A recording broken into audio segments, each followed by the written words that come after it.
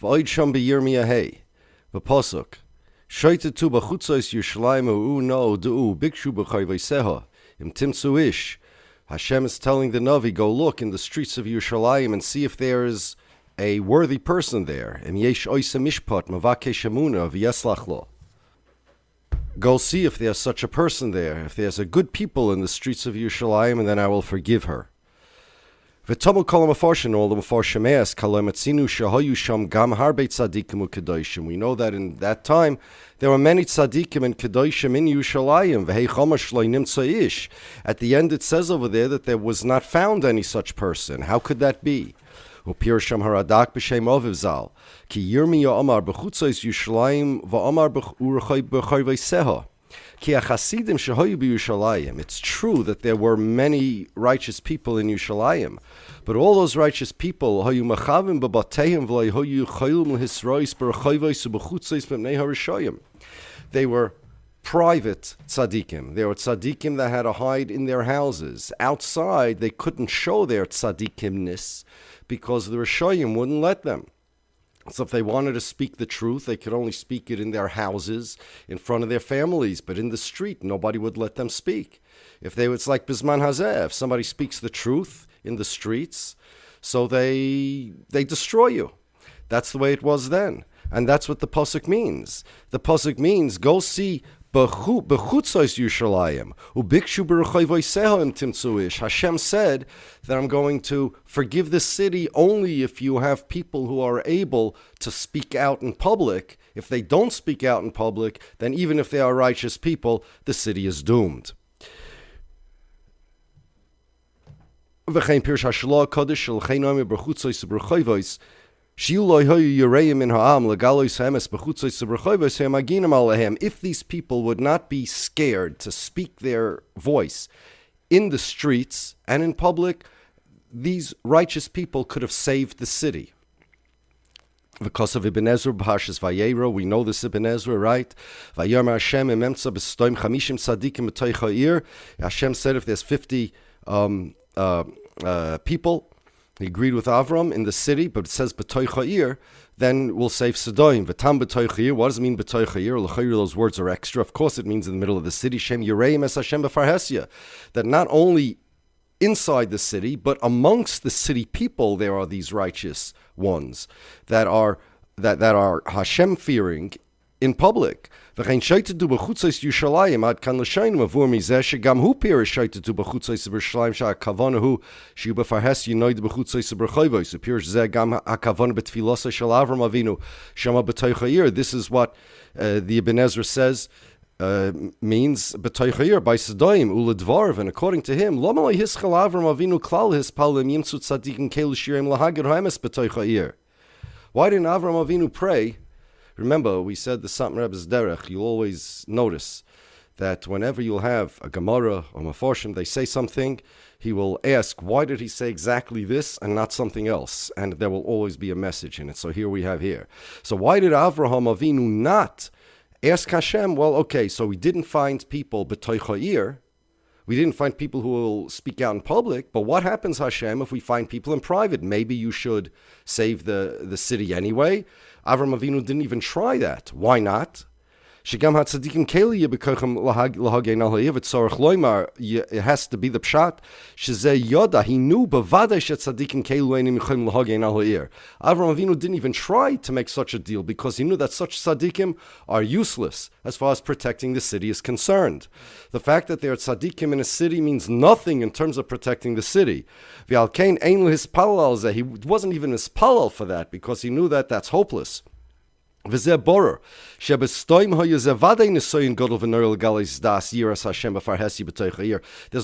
that in Sodom it was a big nisoyin to speak the truth in the midst of the city. They would persecute anybody who was a good Jew. They surrounded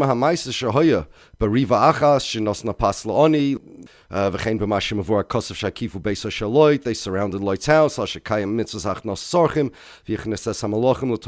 We know that whenever somebody would be a good person, not even a good Jew, a good person, in Sodom, they would persecute them. So it was a very big nisayin. It wasn't easy to get away with being a good person in Sodom. Clearly,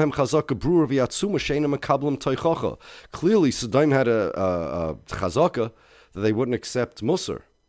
Nevertheless, like so let's say that they were potter from giving teichacha because they wouldn't accept teichacha. That's nice. However, the fact that they were potter from giving teichacha still does not qualify them yet for being tzaddikim that will protect the city. If there's a gzeira on the city and they want tzaddikim to protect the city, even if they're potter from teichacha, not enough. As long as they're not willing to speak out in public, they're not on the madrega to be able to protect the city, even if they're mamish tzaddik. Remember, in Yerushalayim, there are many tzaddikim there. But if they're not willing to speak out in public, even if they would be persecuted for it, like in Sodom, there's no hope. Avram Avinu's tefillas were not even offered up to try to ask Hashem that tzaddikim who are not willing to speak out in public should protect the city. Now, however, the Rambam writes, "Shemidina shein ansheha hoilchim bederach yishar yelich mishamaf lemidbarais ubegemara avoid zar daf yirches dosher al avram ashrei yisha shel holach beatzas ushoyim ze avram shel holach beatzas dor hafloga ubedar chatoim lo yamad shlemer maimer anshei sdomim ne'an sedom chatoim hayu." The Gemara says that Avram Avinu, it praised Avram Avinu that he didn't go to Sodom. He didn't stand with the Sodomians. And the kasha is, what is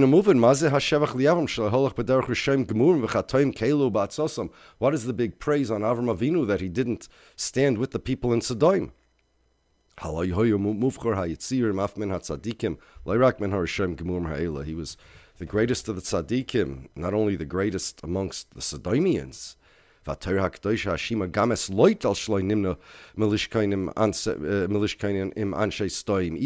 like Rashi says in Lech Lecha, so even Lot was criticized for going to Sodom. So what's the praise on Avram Avinu? That he didn't stand with the Sodomians?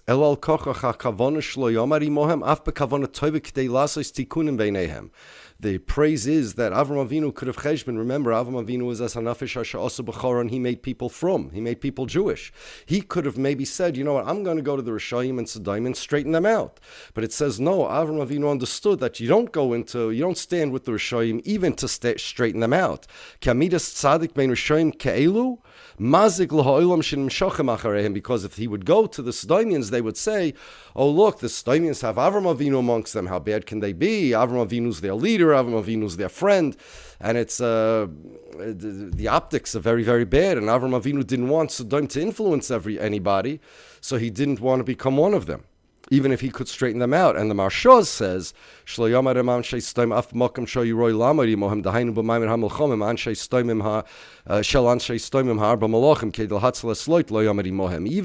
if the Sodomians, the Marsha says, did a good thing, like to fight for Lot, Avram Avinu would not join them even for a mitzvah because they are bad people.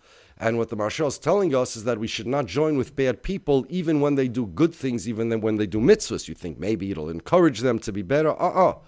We have nothing to do with the bad people, even if they do mitzvah, even if we could straighten them out, because there are many reasons. The reason we're talking about now is that by doing so, it makes people think that it's an approval of these people. And even if you think, no one's going to think that, Avram Avinu knew better. And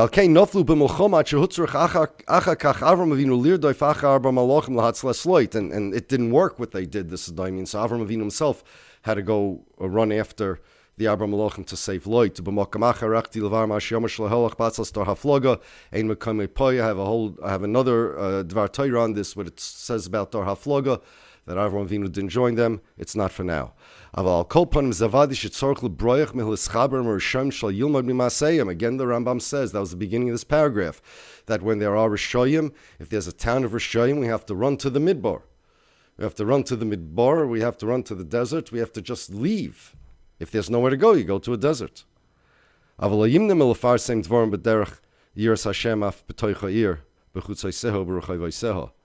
There's two things. Thing number one, that you can't connect yourself to them. You can't be mischaber with them. You can't mingle with them. You can't stand with them. But even though you're not standing with them, that's not enough. If they are within your reach. You have to be moicha against them, even though you are not being mischaber with them. It's two things. One, stay away from them, and two, be moicha. So, let's talk about Lot. Lot, or the people in Sodom. Avraham. Let's talk about Avram. Avraham was moicha anyway. In other words, Avram was supposed to be moicha if anybody was in earshot. He wasn't in earshot. What's he going to do? There was no chiyuv for him to go and be moicha even. To who? He wasn't there. Lot should have. The people there should have. So let's say you're there and you're not mischaber with them. Still, you know the Maisa Satmar Rav asked the Chazon Ish that according to the Rambam, that says if you can't find a good place to go, you should go to the desert. We should all be mechuyev to move to the desert bisman hazeh. Clearly, that's the situation today. So the Chazon Ish said, bisman hazeh, the yeshivas are the deserts. You lock yourself in the Dalar Amos, the Koisley Beis Medrash, that's like a desert. Reb Shmuel Auerbach said that he's seriously unsure if the Chazon Ish would say that bisman hazeh, because the yeshivas have been infiltrated with Deus Koisus. Bisman hazeh, the yeshivas are not safe. V'kosav achasam soifer, b'parshas kisisa, kosav v'yomer el Moshe kol mulchama b'machne, pirish degam Yeshua hivin shu kolanos. What happened over there was, Yeshua goes up with Moshe Rabbeinu onto Har Sinai, and they hear the Egel worshippers, the clamor. And Yeshua says to Moshe, kol mulchama b'machne, there's a war going on down there. Someone must have attacked. And Moshe Rabbeinu says it's not a koil of a war, it's a chirufim v'gidufim against Hashem. So, the Chasam Sofer says that Yeshua also understood that it's a koilanois, that it was a voice of rebellion against Hashem. Rak hasfor noisenes, but he figured, Yeshua figured when he said yesh milchama b'machane, he knew that it was a sound of rebellion against Hashem, but he figured that if they're rebelling against Hashem, that means that for sure the tzaddikim are waging war against the rebels. And that's why there is such a sound, such a clamor in the machne. It's a kol milchama. I know, I recognize it as a voice of rebellion, but there also must be a war going on. V'gam Moshe choshev gam kein zeh. Moshe Rabbeinu also figured that there's hopefully a war. That's why Moshe Rabbeinu didn't break the luchos on the spot. If Moshe Rabbeinu knew koilanois b'machne, why did he wait until he went down and he saw the Egel worshippers to break the luchos? The Mefarshim ask that. So here the Chasam Sofer is saying that Moshe Rabbeinu thought that even though there's Egel worshippers down there, but at least the Jews, the tzaddikim are being moicha. And if the tzaddikim are being moicha, then he doesn't have to break the luchos. Remember this. He understood that there are Egel worshippers, or people, I don't know if he knew that there was an actual Egel, but he heard that there was rebellion against Hashem. But that itself was not enough to induce him to break the luchos. If there are tzaddikim who are moicha against the Egel worshippers, if they are waging war against them, then the luchos do not have to be broken. Until Moshe Rabbeinu went down, then he brought the luchos down. Ki choshev sheish beineim tzaddik that kein hayroi l'shaber teikaf as haluchos al shein lodin al pi umdina ad shiro. He said, I realized that there was no milchama, but I don't have proof. When he saw that there was no milchama, then he finally broke the luchos. What do we see from this Chasam Sofer? We see Moshe Rabbeinu's svara. If in the generation there is such a toyeva taking place, such an abomination, it's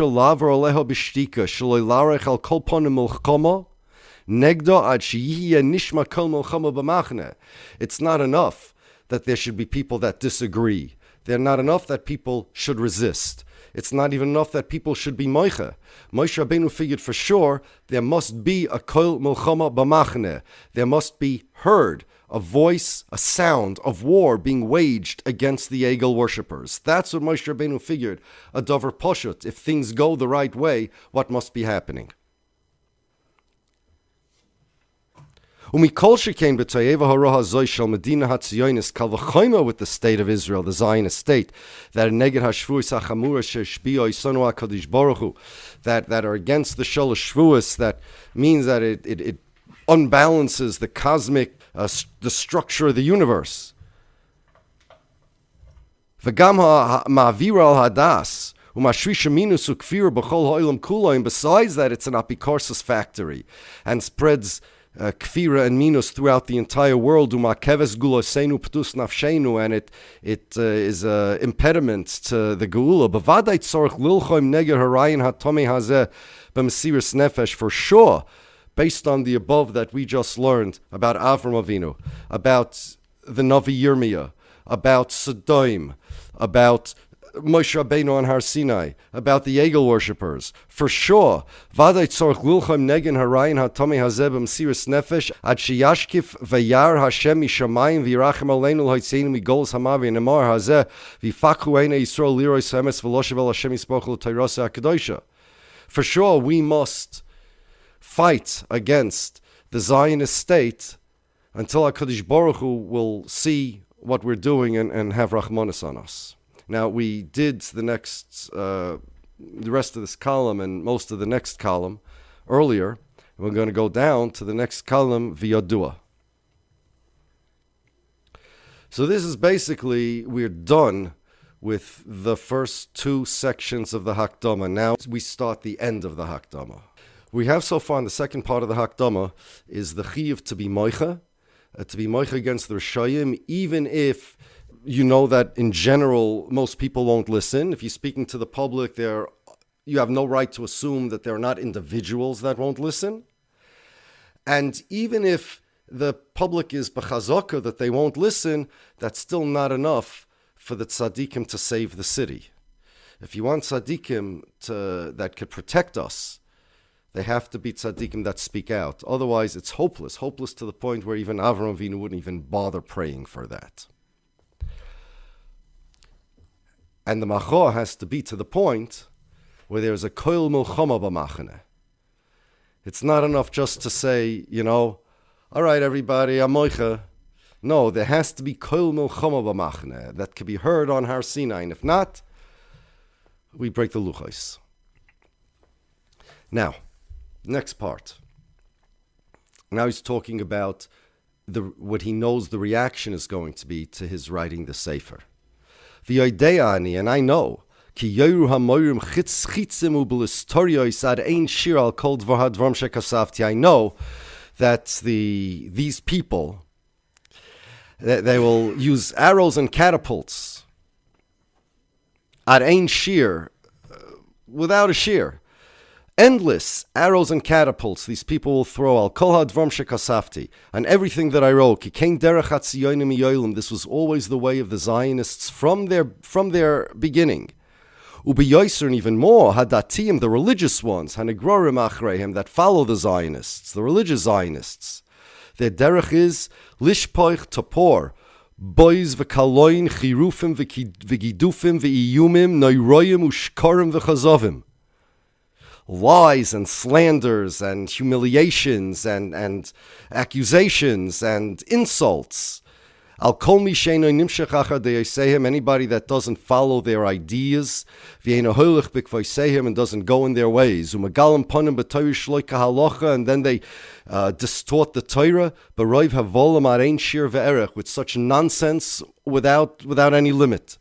Ki ein kates l'divrei ruach. There is no limit to nonsense. If you want to make a good vart, there's only a limited amount of good vart that you could say. But if you want to make a bad vart, if you want to distort something, it's mamish endless. How many ways can you? There's only one right way to spell kedar loimer. And how many wrong ways are there to spell kedar loimer? Right? So I always say there's ayin panim latayr. Right? People think that, ayin panim l'Torah, that means there's a broad array of legitimate hashkafas. Well, that doesn't work that way. So 70 is only the numerator. 70 out of how many? There are 70 panim l'Torah, but how many panim are there that aren't legitimate according to the Torah? How many false pshatim can there be? There's an infinite amount of pshatim that are not panim l'Torah. In other words, how many false pshatim are there? 70 out of millions. So you're talking about Ayin Panim LaTorah really, really narrows the array of hashkafas very, very, very greatly. It narrows it very, very much. It's 70 over, millions, 70 over infinite. How many pshatim are not in the Torah? Ein kates l'divrei ruach, ein shir l'dvarim she'ein bohem mamish. It's mamish infinite. It's like 70 over infinity. So the odds, the random odds of somebody hitting one of the Ayin Panim LaTorah are infinitely small. Buy a couple of lottery tickets and hope you'll win all of them. The odds of that happening are greater than randomly coming up with one of the Ayin Panim LaTorah, because there are so many panim that are not part of the Torah that are possible to say. Ein kates l'divrei ruach aval avorech es Hashem kasher yatzani shloil his chashev klal kol divreihem ke'efes u'ka'ayin hamuchlet. Baruch Hashem, I thank Hashem that I don't care anything about what they say. V'yakavel Hashem yizbaruch oizav v'samich l'hoyer einech hachomim loy lirois ha'emes v'yazikenu Hashem yizbaruch sheis kadei shem shemayim al yadeinu adei nizkel legula shlema u'maleya hes aharetz deyas Hashem b'mheira b'yameinu amen. So I hope the Sefer will accomplish something. But he knows from the beginning that he's going to be attacked with all sorts of nonsense and slanders and accusations and shkorim and chazam. Zionists always do this, absolutely always. This is their approach. They have nothing to say substantively. If they do, it's gilu panim b'torah shalak halacha, mamish nonsense. You know the mashal that I have. I have the mashal in my book. Mashal l'modov v'doimeh. There's a guy who goes to a tailor. A tailor makes him a custom suit, a real messed up suit. So messed up, he puts on a suit and he looks like a hunchback, but not stam a hunchback.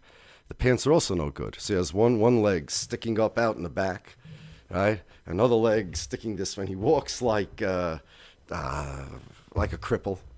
And he has an arm sticking up like this. His other arm is forced to go on the other side. And he's walking around like a hunchback, a cripple. And he's walking down the street in his custom suit. A guy comes over to him and says, "Sir, excuse me, who made that suit?" He says, "Why do you want to know?" He says, "I must go to that tailor. He must be the best tailor in the world." So the guy says, "The best tailor in the world? Why?" "Because if he could make a suit for a cripple like you, he must be great."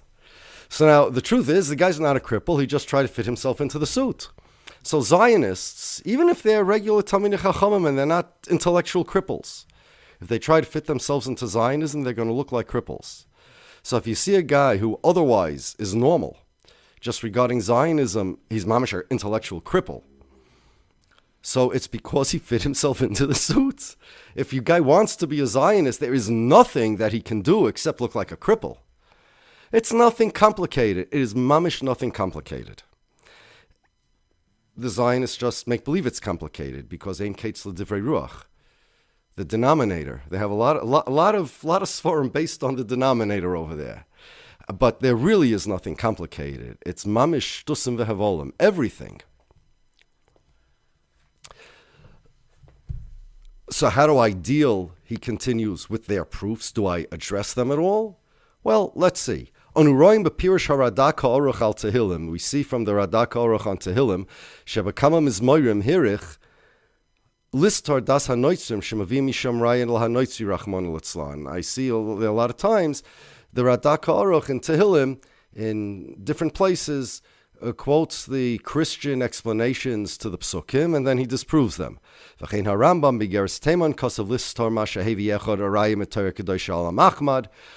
Rambam brings proofs against the Muslims in Igeres Teimon. The Christians have all sorts of proofs from what they call the Old Testament to their religion. But the Radak didn't bring all of it. Because what are you going to do? Go deal with every Christian distortion? Nevertheless, but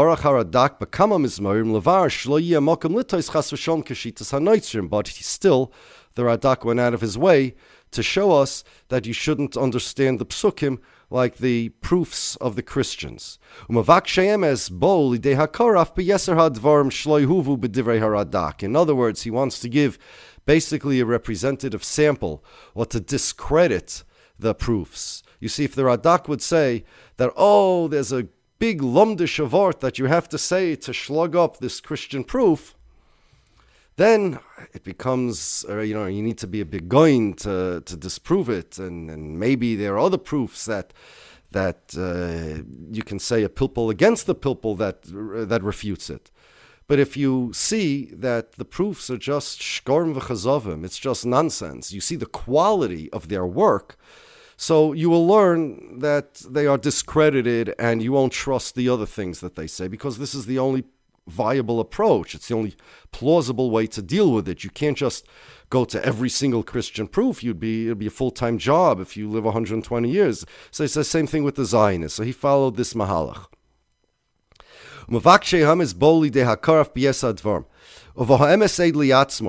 And people will know, they'll see the MS, it becomes self-evident. Obviously, the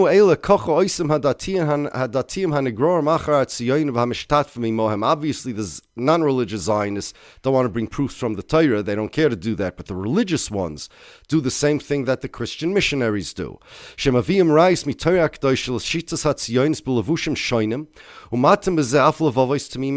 They bring quote-unquote proofs from the Torah to Zionism, and they can fool the minds of innocent, simple people. Everybody did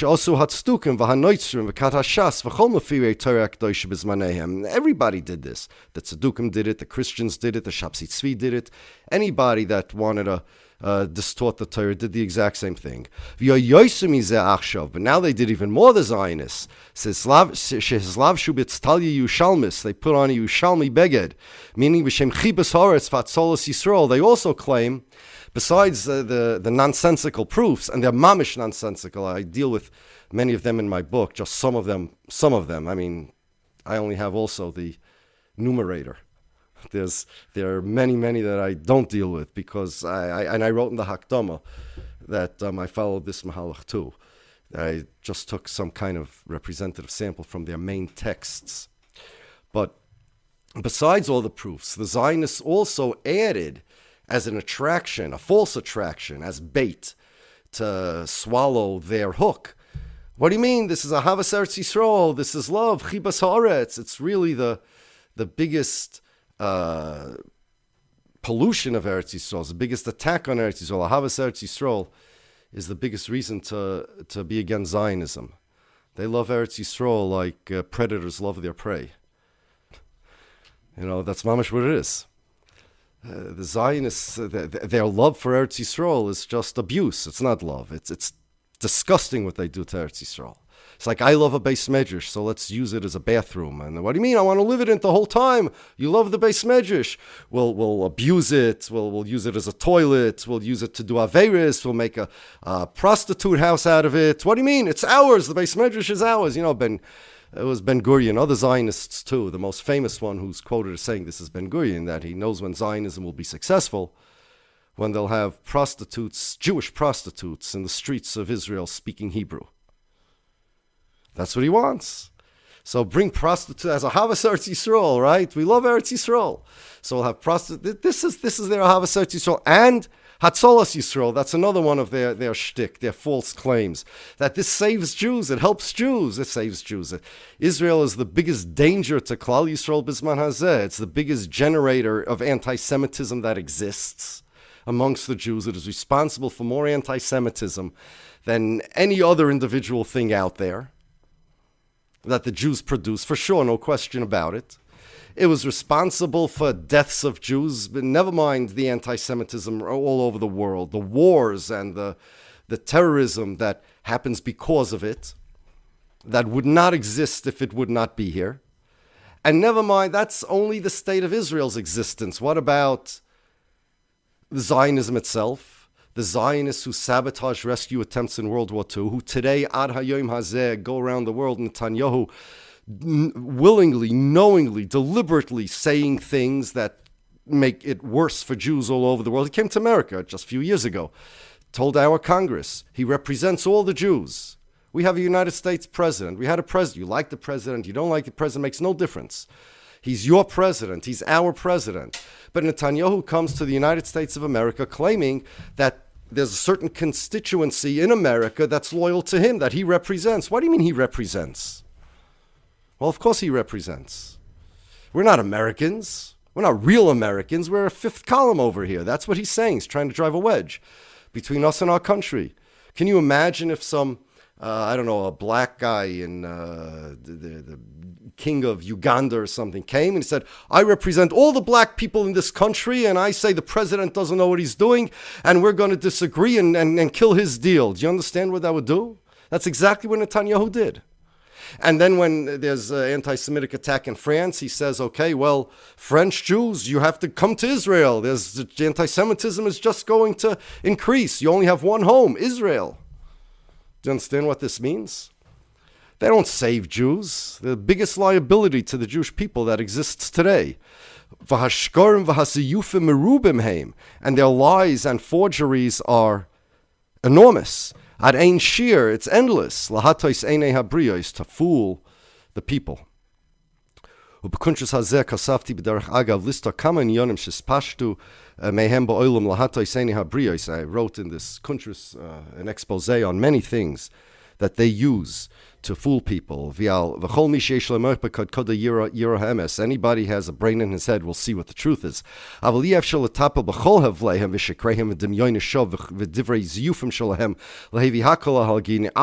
I can't write everything, right? Like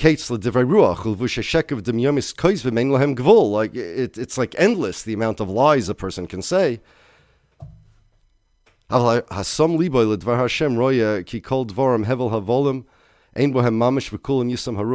can see that everything they say is mamish nonsense. Now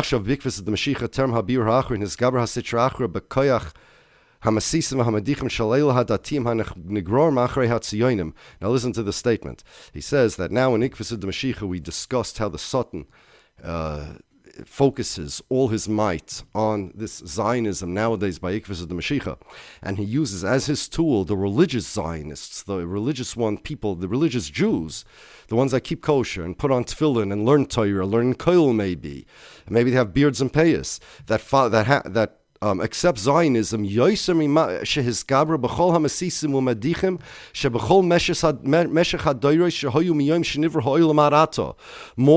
if you put all the Masisim Umadichim from the days of the beginning of Brias Ha'olam until today, it's nothing compared to the power of the Masisim Umadichim that the Satan puts into the Zionists, the religious Zionists, Bisman Hazeh.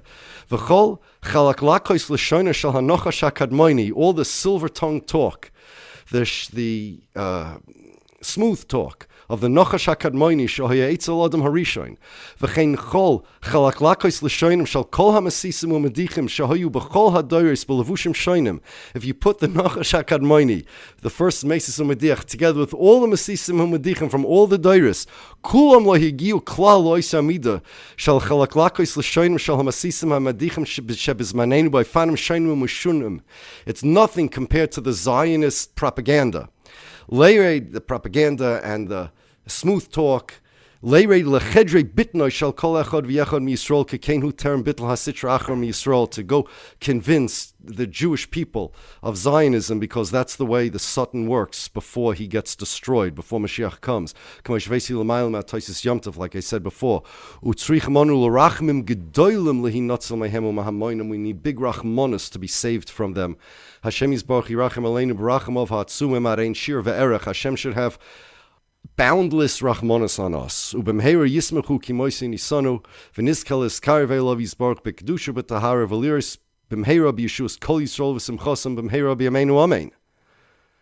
Now, he explains why he called the Sefer Vayoel Moshe.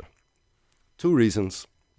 Reason number one, because we know that Vayoel ain't Vayoel el Lashon Shvua, the Gemara says in the Dorim. Vayoel Moshe, and Moshe swore.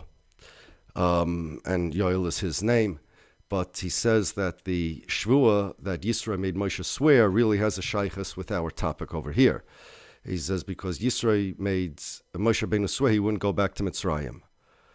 Why did he make him swear? He didn't trust his word. He saw the Chazal in several places tell us that Yisro knew Moshe Rabbeinu was a big tzaddik. He saw that in Pirkei Rebbe Eliezer, Shehamata Shenivra Ben Hashmoshes Nimtzal Yadam Harisha Megan Eden V'Yachakach Liyovo Yisad Shebol Mitzrayim V'Lokhu Yisroi V'Not Mitoich Gan Beisoi, the Mata that HaKadosh Baruch Hu created Ben Hashmoshes that Adam Harishan originally had, and it ended up by Yisroi from Egypt.